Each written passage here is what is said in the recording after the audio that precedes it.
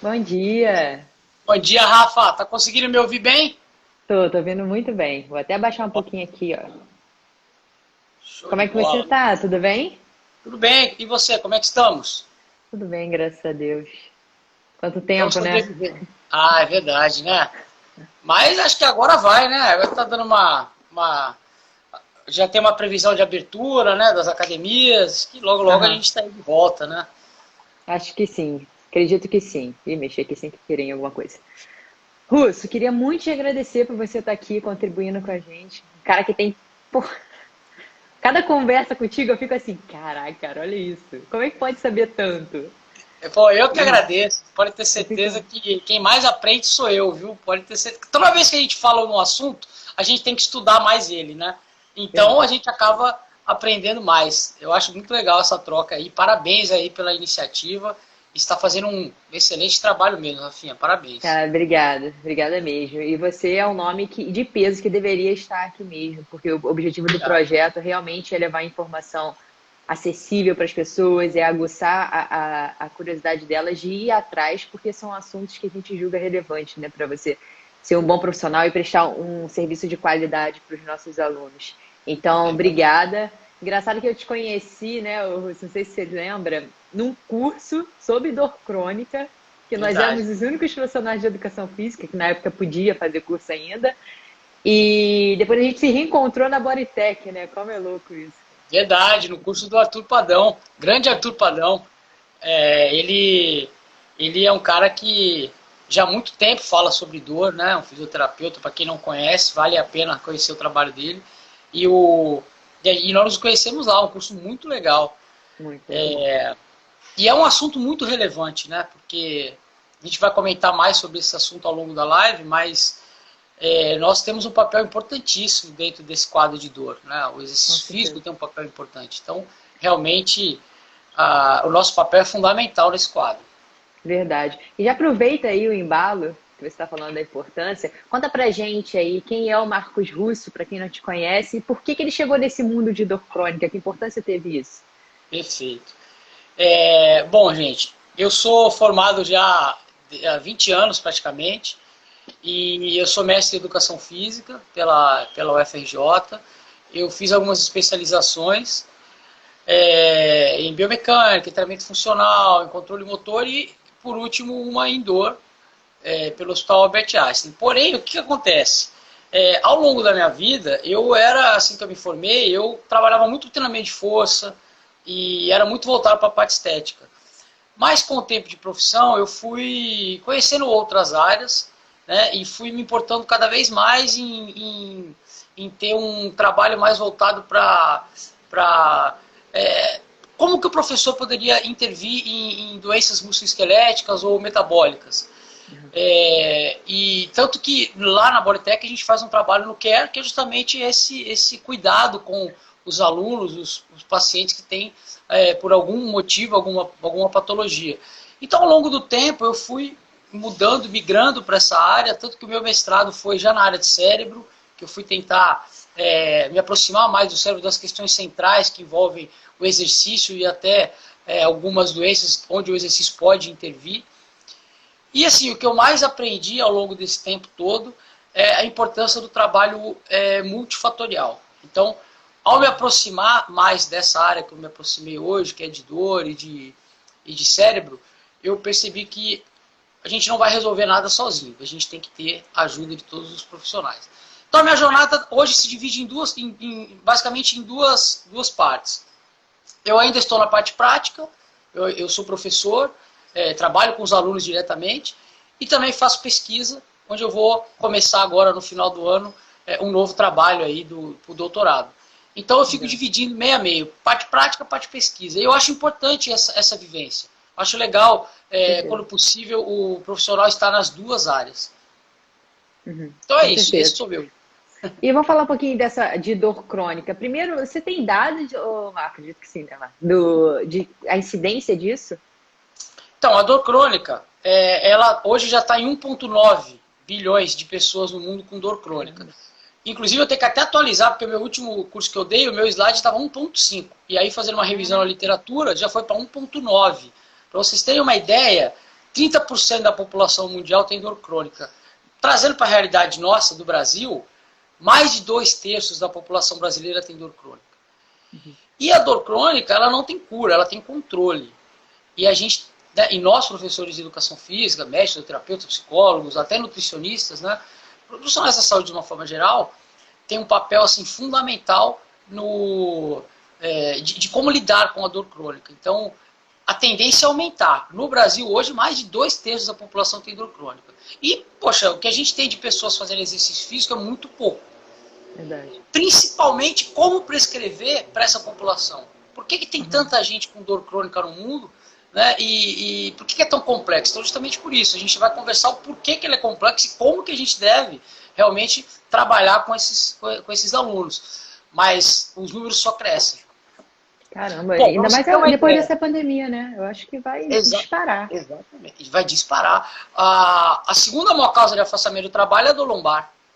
Então, você vê, dor crônica lombar é a segunda maior causa de afastamento. Isso cria custos enormes para as empresas, né?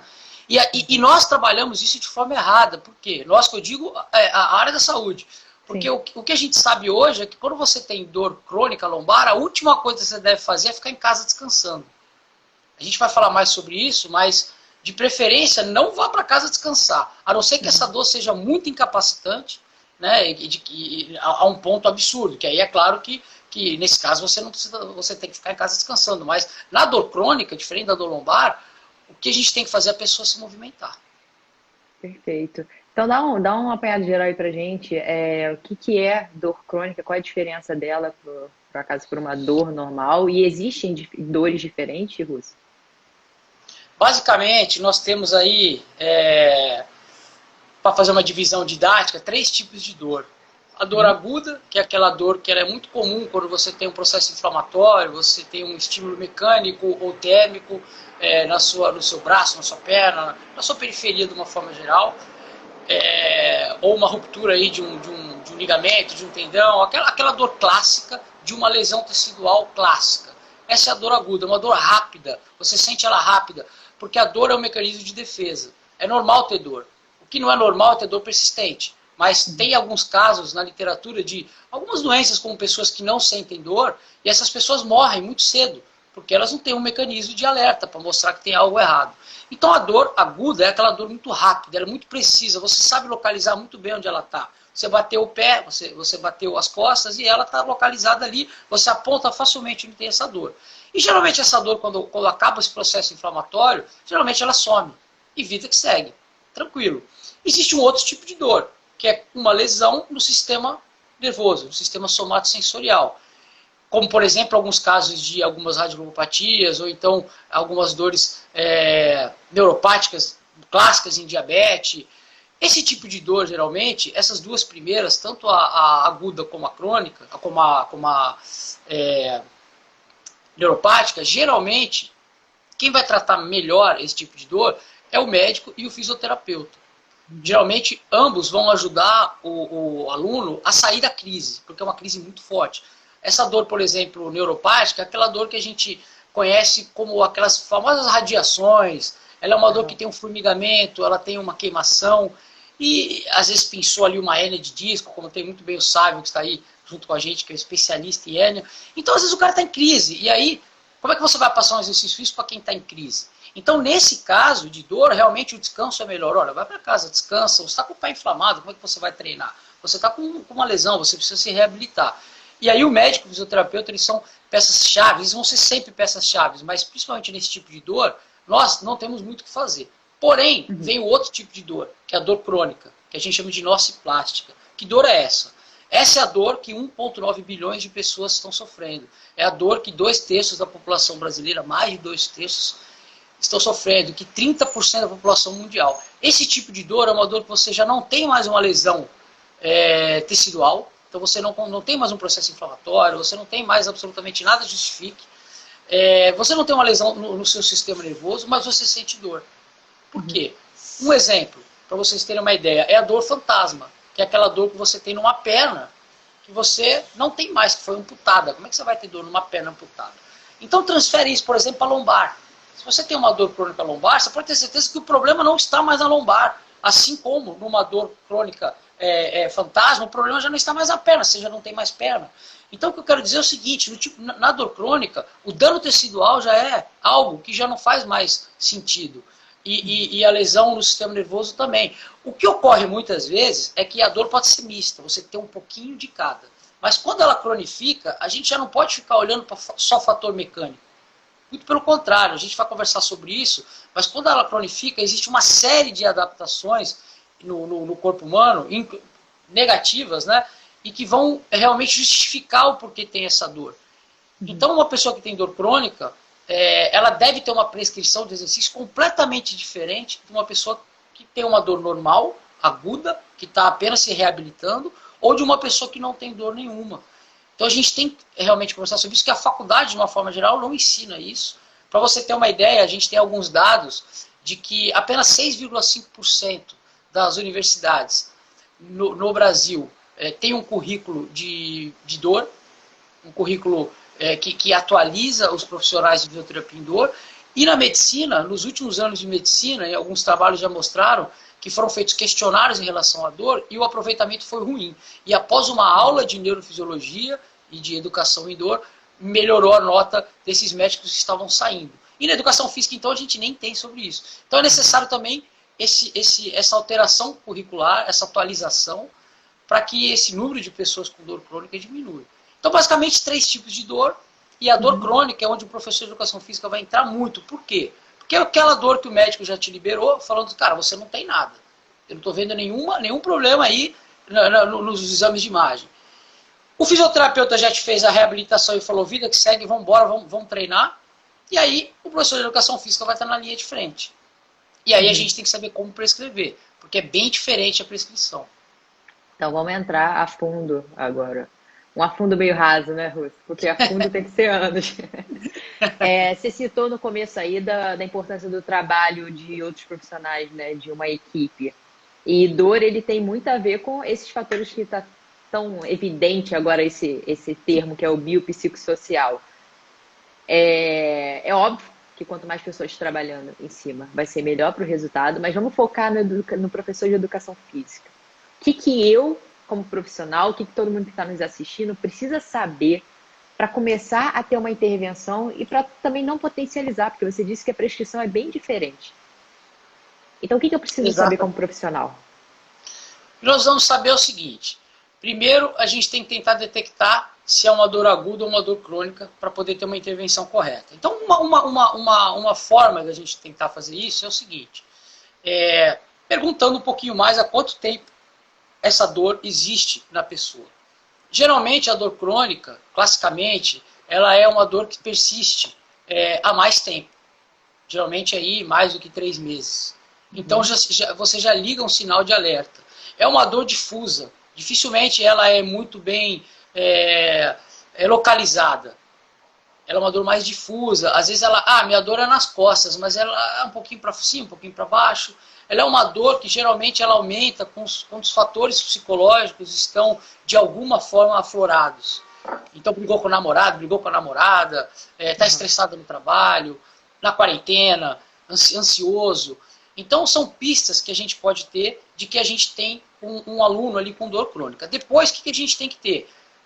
Essa visão multifatorial. E aí, no nosso caso, a gente tem que entender, como a gente vai falar mais um pouquinho de fisiopatologia lá na frente, a gente entender que esse aluno ele é muito mais sensível.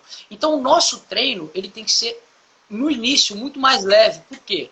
Porque a tendência é que no dia seguinte, esse aluno sinta muita dor. E se ele sentir muita dor, porque ele é um cara mais sensível à dor, a gente vai ver isso na fisiopatologia. Por ele ser mais sensível à dor, um estímulo que não é tão doloroso em nós, nele vai ser maior. Então aquela dorzinha muscular pós-treino, que para muita gente já é desagradável, vai potencializar. Provavelmente vai potencializar. E isso vai fazer com que ele não volte no dia seguinte. Porque ele vai ficar com medo. Aliás, ele já chega com medo. A gente vai ver que existem diversas estruturas no cérebro que são alteradas com a dor e que já vai criar um ambiente para que isso ocorra de medo, de cinesiofobia, de medo de se movimentar. Então a prescrição ela tem que ser diferenciada e principalmente nesse início a gente deveria muito se preocupar com o ganho de função. com tarefas. E aí é uma coisa bem legal que você trabalha, que é com essa questão de movimentação natural. Você e o Alan trabalham já há muito tempo com isso. Isso é bem legal porque o sistema nervoso ele responde melhor a tarefas. E se você tem um aluno que tem medo de se movimentar, ele tem medo de fazer um agachamento. Se você colocar uma tarefa para ele onde ele vai agachar, você vai estar melhorando a função dele. Se ele tem medo de flexionar a coluna e você coloca uma tarefa que ele vai pegar um papel do chão, ele vai flexionar a coluna dele, ele não vai nem perceber. Por que isso é importante? Um exemplo, tem um trabalho com pacientes com dor crônica no pescoço que não conseguiam virar muito bem o pescoço. E ao darem uma tarefa para eles conseguiam virar o pescoço, porque eles não focavam tanto no movimento. Então, o início desse tipo de trabalho é muito importante com esses pacientes com dor crônica, justamente porque é o próximo passo para você evoluir. Se você já chegar querendo dar uma prescrição clássica, você não vai conseguir. Principalmente porque não tem uma diretriz. Se você pegar o treinamento de força, existe uma diretriz para treinamento de força, para um treinamento de potência. Agora, para um treinamento para pacientes com dor crônica, não existe essa diretriz ainda. Então a gente tem que ter essas orientações para, a partir daí, aumentar a prescrição. E tem mais um detalhe. Outra coisa que a gente deve levar em consideração, até tem um trabalho da Stefan, agora de 2020, no Environment Research, que mostra que o ambiente é fundamental também para as pessoas que querem trabalhar com clientes, com alunos com dor crônica. Por exemplo, ambientes onde você tem contato maior com a natureza, trazem, através dos fitóricos, dos íons negativos, do ar e da luz solar, uma resposta mais analgésica para esses pacientes, com esses alunos com dor crônica. Então, o ambiente é importante. Nós podemos ter treinos indoor e outdoor, dentro da academia e fora, e de preferência, levando a ambientes com bastante ar, com bastante árvore. Pé no chão. Oi? Pé no Exato. chão. Pé no chão, pô, isso é fundamental. A galera pode estar se perguntando, mas por que descalço? Porque nós temos diversos receptores sensoriais no pé que vão conversar com o cérebro. Então você vai pisar no ambiente, você vai melhorar o seu controle motor, você vai melhorar o seu equilíbrio, que é alterado em pacientes com dor crônica. Justamente porque esse sinal de dor, né, esse sinal, para ser mais exato, esse sinal de ameaça, né, que é esse sinal nociceptivo, ele passa por regiões do tronco encefálico, por exemplo, como o cerebelo, que tem relação com o controle motor. Então você vai ter controle motor alterado, isso já justifica demais o contato do pé no chão. Então você vê que é uma série de preocupações que a gente tem que ter com os pacientes com dor crônica na prescrição e que é realmente diferente da prescrição de uma pessoa que tem uma dor aguda. Por exemplo, uma pessoa que tem uma dor aguda, ela precisa de uma intervenção muito pontual. Ela precisa realmente de um exercício específico para um determinado ângulo de um determinado músculo. Já um paciente com dor crônica, a gente está preocupado em trazer analgesia, através do sistema modulatório descendente da dor. E a analgesia a gente consegue com um exercício físico no geral. Então a gente tem que... É uma precisão muito mais... Agora, o que é importante, Rafa? A maior parte dos trabalhos mostram que para você ter realmente um efeito analgésico considerável, um efeito analgésico eficiente, o treinamento tem que ser um pouco mais intenso. Porém, se esses alunos, esses pacientes, eles são mais sensíveis à dor, se você já chegar dando um treino intenso no primeiro dia, ele não volta mais. Então a gente tem que começar devagar, ouvir o paciente, principalmente se tiver fibromialgia, porque o sistema modulatório descendente desses pacientes, desses alunos, ainda é mais prejudicado, então a tendência é que a analgesia dele seja pior. E começando com tarefas e de preferência com foco externo e usando muito lúdico, para depois ir aumentando a intensidade, se quiser usar outras intervenções, né? Mas sempre aos poucos para que esse aluno não vá embora, não fuja.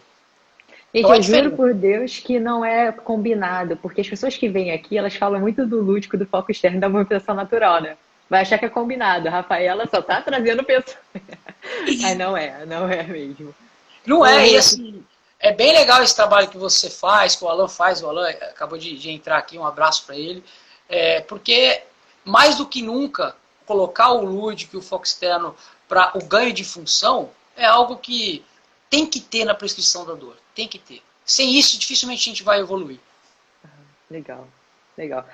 Você tocou num ponto aí, e na época que, inclusive, que eu fui lá no curso que você estava presente, tinha um debate muito grande sobre o volume, a dose, a dosagem, o quanto eu tenho que prescrever para o paciente com dor crônica, porque é diferente. Você já disse que o limiar deles são diferentes. Como é que está isso na ciência, Russo? Ainda não tem uma régua, não tem uma regra, uma diretriz. Uhum. Então, por quê? Porque cada dor crônica, cada paciente vai ter uma sensibilidade. Então, o grande problema da dor crônica hoje, e por isso que eu recomendo começar com tarefas, começar com exercícios mais de tarefas ao invés de algo mais mecânico. O que seria algo mais mecânico? O pessoal entender, 3 séries de 15 no leg press, 3 séries de abdução. Não, você vai pegar do chão, você vai se movimentar. Por quê? Porque o mesmo estímulo para 2 pessoas com dor crônica pode trazer respostas diferentes. Então eu posso te dar o mesmo treino num dia e você não sentir nada, e o mesmo treino com uma outra pessoa, o mesmo treino com as mesmas características, e ela sentir. Ou em você mesmo, eu posso te dar o mesmo treino um dia e você não sentir nada, e no outro dia sim. Porque como a dor, muitos fatores são gatilho, dependendo do fator que você tiver, você pode aumentar essa dor. Um exemplo, tem um trabalho que me chamou muita atenção, que eles pegaram pacientes com dor crônica e deram o mesmo treino para eles, né? 2 grupos tiveram o mesmo treino. Para um grupo, eles falaram o seguinte: no dia seguinte vai dar nada não, fica tranquilo, não vai doer, se doer é uma coisinha bem, bem tranquila. E para outro grupo que teve o mesmo treino, falaram assim para eles: olha, a casa vai cair no dia seguinte, você vai ficar dolorido, vai doer muito, já estou te avisando. E por incrível que pareça, aconteceu isso. Por quê? Pelos gatilhos emocionais. Então, apenas olhar a prescrição é complexo. Então, o que a gente faz hoje em relação ao volume? Aumentar gradativamente.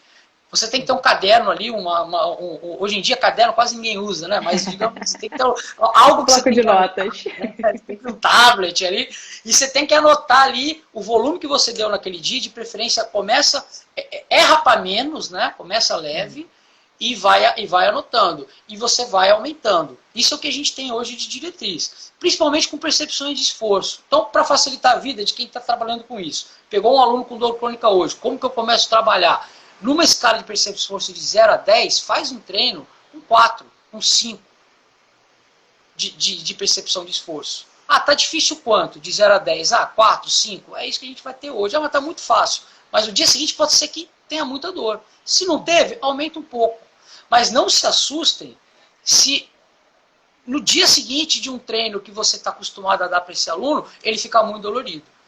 Agora, é importante a forma como você conversa com ele, porque ao explicar que essa dor é algo que vai melhorar com o tempo, igual quando você está tratando um dente inflamado no dentista, dói, mas ao saber que você está tratando algo que vai te melhorar, você já cria uma experiência positiva. Então você tem que explicar isso, justamente porque a médio prazo, longo prazo, o exercício não vai mais trazer esse desconforto. Muito pelo contrário, só vai ajudar. Tanto, gente, que nesse curso que nós fizemos, eu e a Rafa, nós fizemos uma experiência lá de medir a sensibilidade dolorosa antes e após o exercício.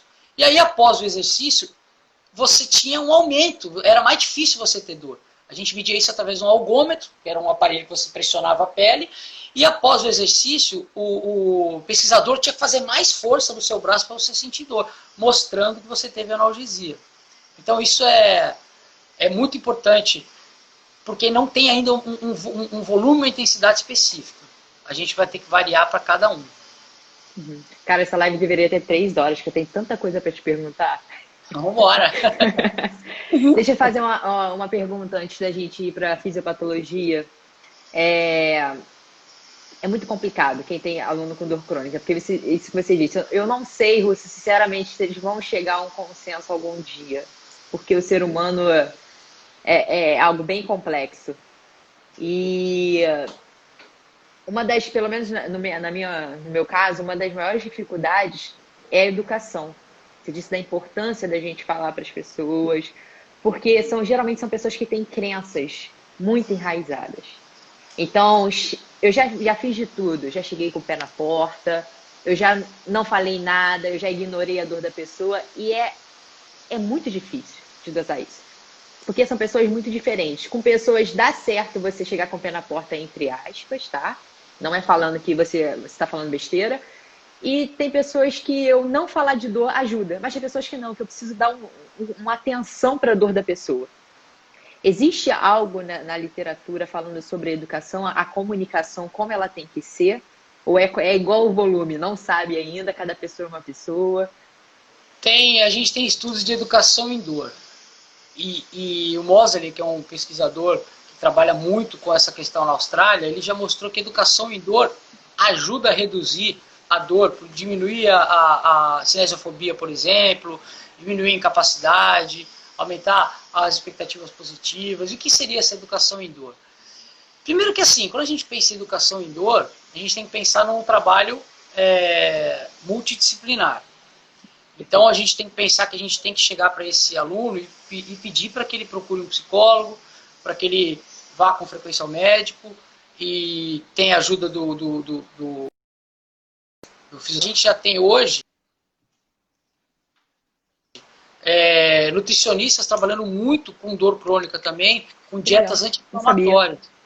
Já tem o papel do nutricionista bem legal, que as dietas anti-inflamatórias também já estão fazendo parte do tratamento. Mais estudos ainda dentro disso vão acontecer com o tempo, mas as dietas anti-inflamatórias têm demonstrado melhora nos quadros álgicos, nos quadros de dor. Então, faz todo sentido, né? Faz todo sentido. Então, para nós, professores, a educação em dor não é uma terapia. Né? A terapia ele faz com o psicólogo. Mas para nós, o que seria essa educação em dor? Os estudos mostram que não existe uma educação em dor melhor que a outra. Não existe uma regra que você tem que seguir. Mas você tem que ter a educação em dor. Então, o que seria? Você tem que explicar para o aluno tudo isso que a gente está falando. Que a dor, ele vai vencer essa dor. Que o exercício físico vai ajudá-lo. Que pode estar doendo um pouquinho agora, mas vai melhorar. Que ele foi feito para se movimentar. Que ele vai poder agachar. Que ele vai poder voltar a correr. Que é normal, se ele sentir dor um pouquinho, todo mundo vai sentir. Você tem que tentar diminuir o medo e a ansiedade dele durante o exercício, e por isso que é fundamental esses exercícios que a gente utiliza, outras estratégias, como foco externo e como lúdico, porque a gente consegue trazer o aluno justamente isso. Você imagina, ele acabou de voltar do médico, o médico falou que ele não pode agachar. Aí você vai lá para ele e vai falar, não, você pode agachar sim, porque você levanta a cadeira todo dia. Quer dizer, parece que você está dando um esporro, né? Dando uma bronca. Mas fácil você colocar ele para fazer uma outra tarefa, que ele vai fazer a mesma coisa que você quer, e com o tempo você mostra para ele justamente isso. Você tocou num assunto legal, por quê? Porque existe algo que a gente chama de backfire effect, que é quando você chega de voadora, você chega de sola, você chega na crença do aluno, não, você vai agachar sim, que esse médico é louco, esse fisioterapeuta é maluco, esse professor que te falou isso é maluco. Quando você faz isso, você ajuda a enraizar ainda mais esses conceitos de mitos e crenças erradas que esse paciente tem. Então, o que é o segredo? Você tem que ouvir e criar estratégias, mostrar outros caminhos para que ele reflita e a partir daí ele fique muito mais num ambiente muito mais favorável para ouvir o que você tem para falar. E aí você consegue. Então, na nossa prática, o que a gente tem que ter? Paciência, saber que cada um é cada um, mas de preferência começar sempre tentando ir quebrando as crenças devagar, entendendo porque é um paciente que tem dor realmente, e assim, e incentivar sempre esse trabalho multidisciplinar. Nós vamos falar de tratamento, mas, gente, se vocês terem uma ideia, 136 pessoas morrem por dia nos Estados Unidos pelo abuso de remédios para tirar a dor, pelos opioides. Então, a gente tem que prescrever exercício físico. Então, essa pessoa tem que ir. Só que se a gente errar na mão, se a gente chegar realmente querendo impor as coisas, ele não volta. E ele vai ficar sempre tomando remédio. Quando você já tem um trabalho em conjunto, a sua melhora, né, que você passa para o aluno, a redução da dor que ele tem, quando ele volta ao médico, o médico diminui o remédio dele. Então você vê, né, que você começa a tirar o cara também desse risco do overdose. Então é importante a gente ter essa educação em dor, falar para o aluno que ele vai se movimentar, falar para o aluno que ele tem que, aos poucos, ir quebrando essas crenças dele, para ele ter confiança em você. Que a gente vai falar dos efeitos placebos, né? Mas se o aluno não tiver confiança em você, ele vai travar. Perfeito. E aí vai piorar. Verdade. E dentro da fisiopatologia, Russo, quais são essas principais alterações que quem tem dor crônica apresenta? Por que a gente tem que prescrever diferente? Primeiro, quando a gente fala de dor crônica, a gente fala de neuroplasticidade. E a neuroplasticidade é um termo que tem sido usado muito hoje em dia de forma errada. Ou, digamos assim, de forma precipitada. Porque a neuroplasticidade é um fenômeno que tem que ter uma mudança permanente. Em muitos estudos que a gente olha que indicou neuroplasticidade, a gente não sabe se essa mudança foi permanente. Foi uma mudança que você teve no tempo que você estudou. Só que será que se eu fizer isso daqui 2, 3 anos eu vou ter? Não sei. Outra coisa, muita questão da neuroplasticidade você não consegue fazer no ser humano, só pós-morte. Então você só faz em rato. Mas o que eu quero dizer é o seguinte, na dor crônica ocorrem mudanças para sempre no nosso corpo. Pelo menos até hoje a medicina não conseguiu fazer com que isso regredisse. Então, o que nós sabemos de dor crônica hoje, eu vou falar sobre isso, que ela não tem cura. Ela tem controle. Por que ela não tem cura? Primeiro, dentro da fisiopatologia, o que ocorre?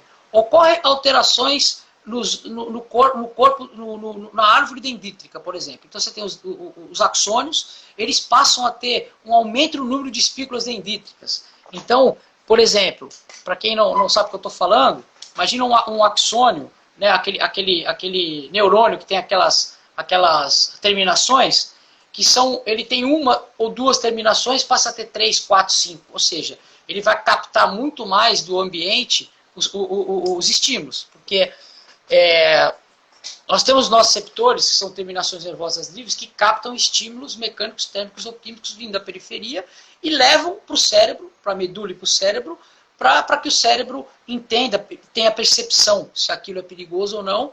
E uma das formas dele trazer essa percepção é através da dor. É perigoso, vai doer. Não é perigoso, não dói. Mas resumindo, seria isso. Uhum. Então, essas alterações ocorrem ali nos neurônios, e não só ali neles, mas também nos receptores que vão receber esses estímulos. Aumenta o número de receptores que vão receber, por exemplo, o glutamato, que é um dos principais estimuladores do sistema nervoso. Isso não volta mais atrás. Então o cara fica mais sensível.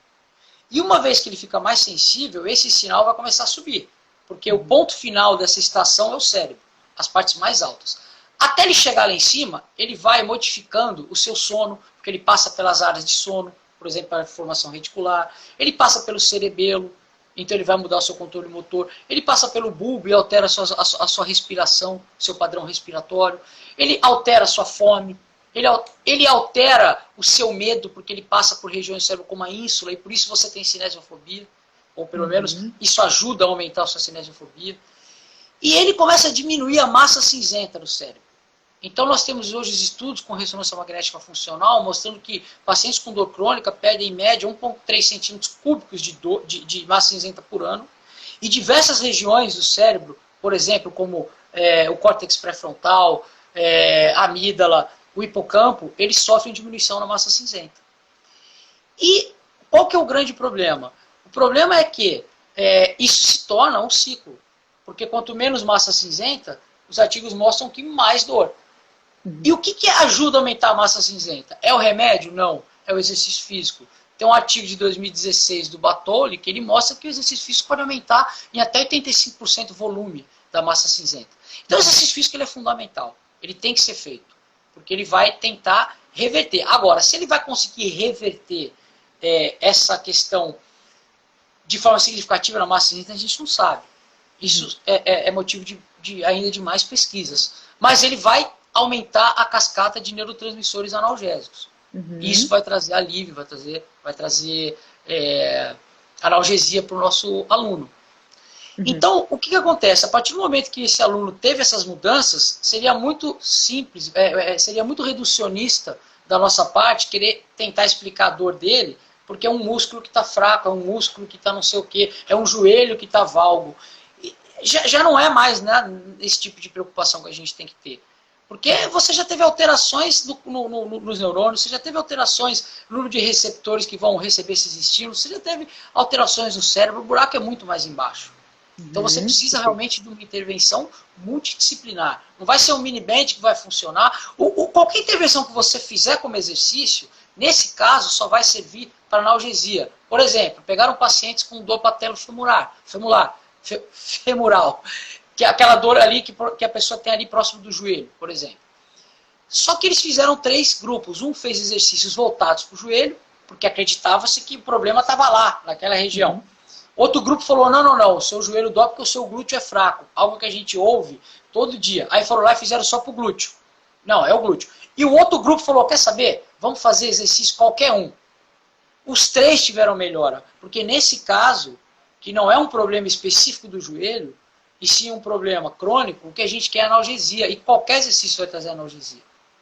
Então a gente tem que trazer analgesia para esse cliente. Diferentemente se fosse uma dor voltada a uma lesão que você teve especificamente no joelho ou especificamente no glúteo, e aí você tem que ter uma intervenção específica ali. Essa é aquela dor que a gente está falando de mais aguda. Então são prescrições diferentes. Ah, entendi. Desculpa, eu te cortei. Nada. E com relação a essas alterações, a pessoa para ter uma dor crônica, ela passou pela fase da aguda, certo? E aí gera uma série de alterações que você está falando da fisiopatologia. Algo mais pode potencializar isso? Por exemplo, você falou de nocebo e de placebo. A minha comunicação quanto a ele, se eu falar para ele, por exemplo, fulano, senta direito, porque a sua postura pode ser ruim para você, pode te causar dor. Isso tem alteração também? Tem trabalhos publicados mostrando, inclusive, as palavras, o peso das palavras como gatilho na dor. Então, dependendo de como você conversa com o seu aluno, você pode criar essas expectativas de placebo e nocebo. O que seria isso? O efeito placebo é aquele efeito, por exemplo, que você usa uma intervenção que ela não tem eficiência comprovada, mas a crença da pessoa que está recebendo essa intervenção é tão grande que isso vai funcionar, que ela melhora. Então, por exemplo, eu vou te dar uma pomada que eu vou falar que é analgésica, para você passar no seu braço, e eu vou garantir para você que é a pomada mais cara do mercado e que ela vai melhorar a sua dor. E quando você passar, você vai ter essa sensação de diminuição de dor, justamente porque esses efeitos psicológicos, que também são gatilho, lembrando que a dor não é psicológica, mas o psicológico é um gatilho. Ele vai ajudar a você criar expectativas negativas e melhorar a sua analgesia. Mas o contrário existe também, que é se eu te dar a mesma pomada, por exemplo, e falar que vai te piorar. E aí você pode ter uma expectativa negativa. Isso já foi comprovado com artigos científicos diversos, mostrando que, ao mostrar, por exemplo, para pacientes, uma coluna deles, esses pacientes não tinham dor na coluna, e mostraram uma coluna para eles, que era a coluna deles, com vários processos degenerativos, que é algo normal ao longo da vida, eles eram assintomáticos, ao olharem a coluna, eles se assustaram e começaram a ter dor, começaram a parar de se movimentar. Por outro lado, já aconteceu o diferente, de você criar uma expectativa positiva, como o placebo, e a pessoa melhorar. Então, se você alimenta crenças erradas, como, olha, você não vai poder mais agachar nunca mais, porque você vai sentir dor no joelho. Ou você não vai poder mais jogar bola, porque se você jogar bola, olha, esquece, você não vai poder mais correr. Você vai criar uma expectativa negativa, e isso, sem dúvida nenhuma, vai potencializar a dor. Então, a gente não deve tratar dessa forma. A gente tem que ter, dentro do possível, palavras que não nocebem o nosso aluno. Palavras de incentivo, palavras de... Por exemplo, você não vai pegar uma coluna, um exemplo prático, tá? E vai olhar uma hernia de disco e falar, Jesus, nossa senhora, o negócio tá feio. Quer dizer, isso já é um nocebo total. Você vai olhar e falar, não, esse é um processo degenerativo que acontece com a idade, cara, muita gente tem alunos que tem também, hoje eles fazem exercício, e vão embora. Porque é bem comum, principalmente em homens e mulheres, principalmente nas mulheres, a dor, ela é processada em regiões que aumentam a catastrofização. Eu não vou conseguir, isso vai doer, eu não vou conseguir. Isso ocorre em homens e mulheres. Mas tem estudos já mostrando que, de uma forma geral, o homem vai responder mais com medo do movimento e a mulher com mais catastrofização.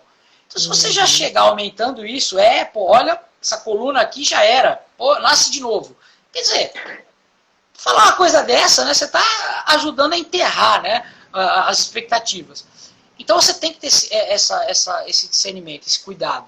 Porque a partir disso você já trava. E se você já criar a expectativa negativa, você trava o movimento. Ao travar o movimento, você aumenta a rigidez na área. Ao aumentar a rigidez na área, você cria um ambiente com aumento do disparo nociceptivo na região, mostrando um alerta, e vai contribuir para a dor. Então a gente tem que ter muito cuidado com a forma como a gente fala. Por isso, Rafinha, eu volto a falar que o uso do foco externo e das tarefas lúdicas, nesse momento, é fundamental. Porque você não precisa de ficar falando muita coisa, você vai pedir uma tarefa. E a tarefa, existe uma liberdade de movimento. E ele vai se movimentar. E ao ter a liberdade para se movimentar, ele ganha função. Ele volta a fazer coisas que ele não fazia. E ao voltar a ter função, ele volta a trabalhar músculos que não estavam sendo trabalhados, estavam fracos. Isso vai possibilitar que ele vá retomando aos poucos a vida dele normal e fazer os exercícios. Então é muito importante isso daí. Isso faz parte também dessa educação em dor. A gente tem que ter esse cuidado. Legal. Para quem está chegando agora aí, Ruth, você já falou bastante de como prescrever, né? E eu queria te fazer duas perguntas. Quais são esses aspectos primordiais, né, para a gente prescrever para alguém que tem dor? Resumida, de tudo aí que você já falou. E existe algum exercício melhor do que o outro? Tá. Quando os estudos... Então vamos começar pela primeira pergunta. Então o que a gente tem que ter? Né? A gente tem que ter, para prescrição hoje, peguei um paciente com dor crônica. Como que eu começo? Então, uma avaliação de função. Funcionalidade. Pergunta coisas para eles do dia a dia. Né? Como é que você consegue agachar, o que você não consegue fazer, né? E você vai perceber às vezes medo dele. Então você vai ver que a incapacidade geralmente é por medo. Eu não amarro tênis porque vai doer as minhas costas e tal. Então você já tem que começar a ver a função. A partir do momento que você vê a função, você tem que criar uma estratégia de treino, onde esse treino, no início, vai ser bem leve. Um exemplo, o que seria bem leve, gente? Seria bem leve naquela escala de 0 a 10 de percepção de esforço. Você vai trabalhar entre o 4 e o 5 nas primeiras semanas, no primeiro mês. E aí você vai gradativamente aumentando. É importante aumentar? Por quê? Porque os trabalhos mostram que a analgesia induzida pelo exercício, ela responde melhor em limiares de treino um pouquinho mais forte. Só que como essas pessoas, como nós vimos lá atrás, elas são mais sensíveis à dor, se você já começar com treinos mais fortes, ela vai ficar muito dolorida. Ao ficar muito dolorida, ela vai ter medo e ela não volta mais. Você nunca mais vai ver essa pessoa. Então, começar com treinos mais leves, com percepções de 4, 5, durante pelo menos as primeiras semanas, até evoluir. Para que você aumente aí para 6, 7, 8, e não precisa levar muito mais do que isso se a gente for pensar em analgesia e em ganho de função. E em relação a... Qual que era a outra pergunta mesmo? Esqueci. Existe um tipo que ajuda mais? Um exercício? Em relação a isso, por exemplo, diretrizes, a última guideline para dor lombar não mostrou que tem um exercício melhor do que o outro. Justamente por quê? Porque a gente está olhando a analgesia. Mas o que a gente tem que ter cuidado? A analgesia ela pode ser induzida por qualquer exercício. Certo? Então, beleza, eu vou dar qualquer coisa. Mas tem um porém aí. Os trabalhos estão mostrando apenas analgesia. Mas não estão mostrando se houve melhora do déficit de controle motor, se houve melhora do déficit de força. E cada paciente vai ter um déficit maior. Então, a minha sugestão é que não olhe só a analgesia. Olhe também outros fatores, além da analgesia. Houve nesse paciente, por exemplo, nesse aluno, uma perda muito grande do sistema cardiorrespiratório. Então, para ele, eu vou pensar no exercício que, ao mesmo tempo que traga analgesia, trabalha essa questão cardiorrespiratória. Para o meu outro, houve uma perda muito grande do equilíbrio, mas a parte cardiorrespiratória não. Então, eu vou dar preferência por exercícios que também trabalham essa questão do controle motor. Então, com o avanço dos estudos, logo nós vamos ter algo que vai pontuar isso. Então, isso é uma falha dos estudos, que eles mostram que qualquer coisa serve, basta analgesia. Perfeito, mas a gente tem que olhar cada aluno como um indivíduo e perceber que não é só analgesia que a gente tem que prescrever. A gente tem que prescrever também a melhora de outros fatores que são alterados devido à dor. Lembrando que, como esse sinal nociceptivo vai subindo até o cérebro, até ele chegar nos centros superiores, ele vai passando por regiões, por exemplo, lá do tronco encefálico, que vai modificando muita coisa.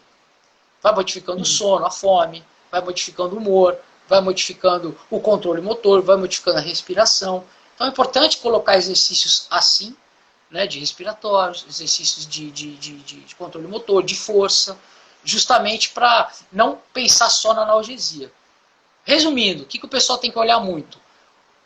Quanto de função, de ganho de função, você está conseguindo dar para o seu aluno? Por exemplo, não adianta nada eu colocar ele na cadeira extensora e fazer com que ele ganhe cada vez mais força na cadeira extensora se ele não consegue andar na rua. Eu preciso me preocupar muito com o ganho de função, porque a dor incapacita. Não adianta o cara ter um bíceps gigantesco e ele não conseguir levantar da cama e eu achar que eu estou contribuindo. Não estou contribuindo. Eu vou contribuir se o bíceps ele ficar gigantesco e ele conseguir fazer as coisas que ele quer. Aí eu estou contribuindo. Se ele quiser ficar com o bíceps gigantesco. Agora eu não estou contribuindo em dar apenas um músculo para ele e não função. Então a gente tem que pensar muito em função. Está conseguindo? Melhorou a forma como você se veste? Você não conseguia colocar uma roupa. Está melhorando a forma como você levanta da cadeira.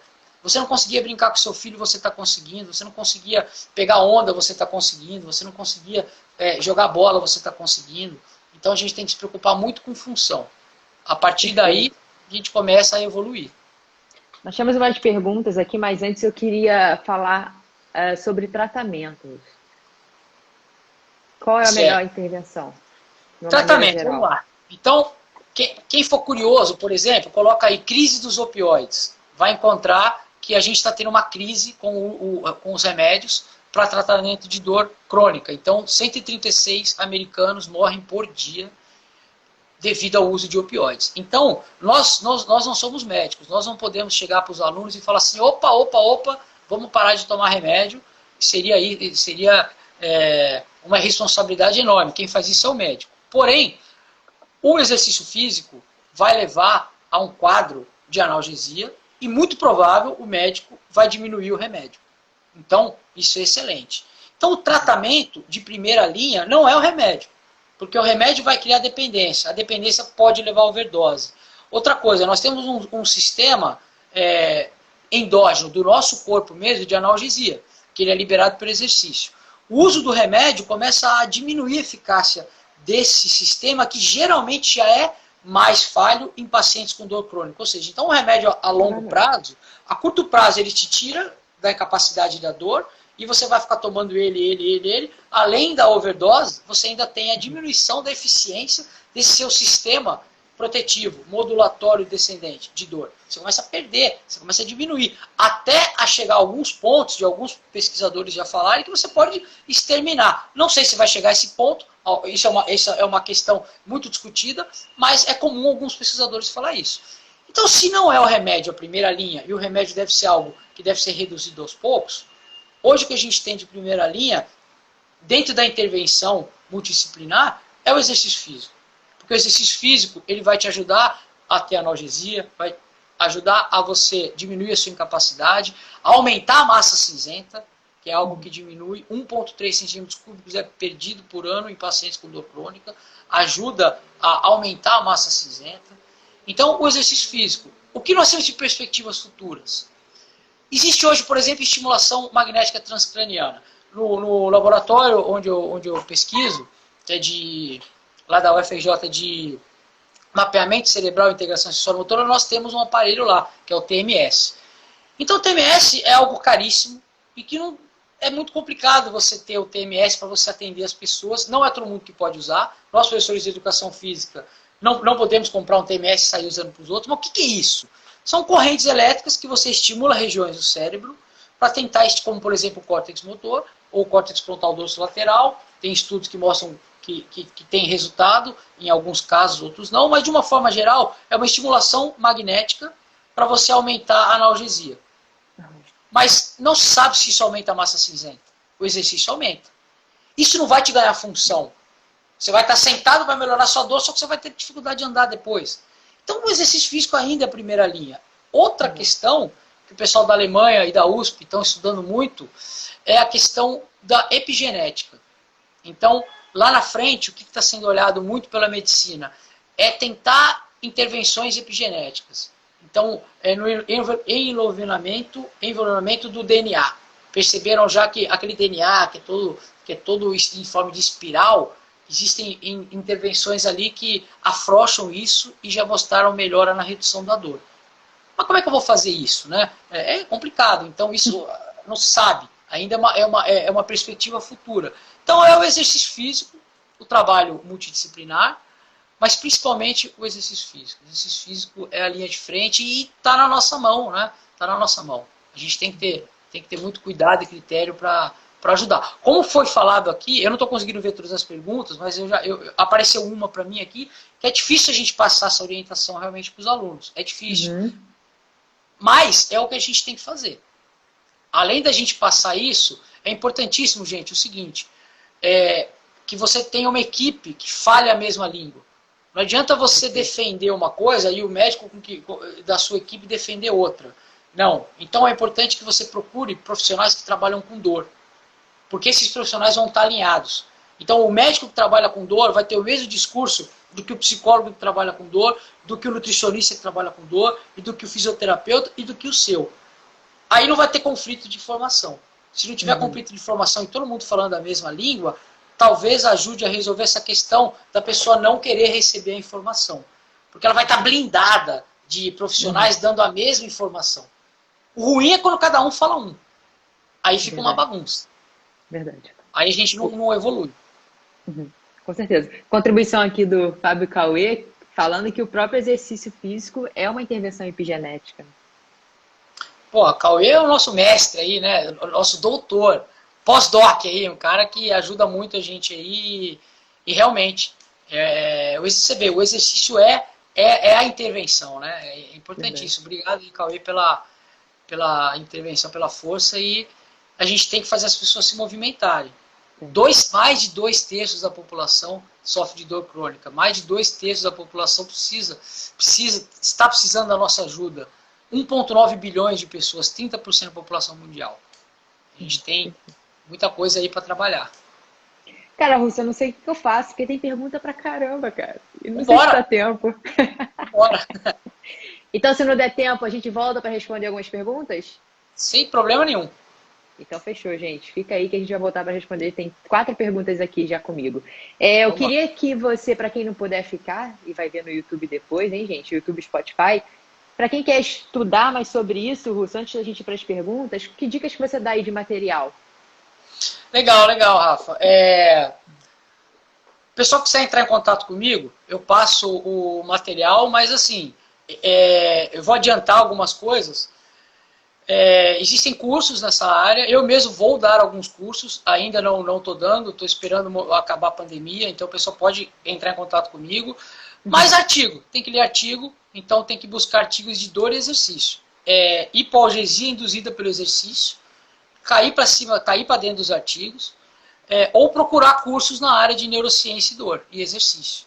Então existem alguns profissionais, muitos da fisioterapia, falando sobre isso, e a minha abordagem, o curso que eu estou montando, é mais para o professor de educação física, porque é mais voltado para a prescrição do exercício. Uhum. Nos cursos de fisioterapia, é mais voltado para as questões do fisioterapeuta. Nós já fizemos, né, a gente viu Sim. que é muito bom, ajuda, mas não vai ter prescrição de exercício como a gente está propondo. Então, a princípio, gente, eles vão ter que buscar cursos nas áreas de fisioterapia, que é o que tem por enquanto. Logo eu devo lançar o meu na área de educação física. E artigo, vai ter que buscar sobre educação, vai ter que digitar no Google lá, exercício físico, dor crônica, hipoalgesia induzida por exercício, e vai ver que muito artigo é novo, 2016, 17, 18, 19, 20, então são artigos recentes. Ainda não tem nada muito mastigado para dar para a galera. Você tem já a previsão para o teu curso, Russo? Ele está pronto, mas eu não lancei ainda porque a gente não pode ter a parte prática, então seria só a parte teórica e a parte prática é fundamental para a gente, né? E devido a esse afastamento, né, do coronavírus, eu tive que segurar, mas a ideia é, se der tudo certo aí, até o final do ano, colocar para o pessoal aí. Eu trouxe cerca de uns 50 exercícios práticos para a gente fazer para pacientes com dor crônica. Legal, hein? Então, a gente vai além da analgesia. A gente vai olhar justamente todas as regiões alteradas de controle motor, de sono, de fome, de força. Então a ideia é ter intervenções mais pontuais além da analgesia. Legal, legal. Tem 3 perguntas aqui, mas se você concordar, para não te cortar, porque a live vai cair, a gente fecha, eu volto de novo e a gente abre esse interrogação aqui que eu não sei o nome. Pode ser?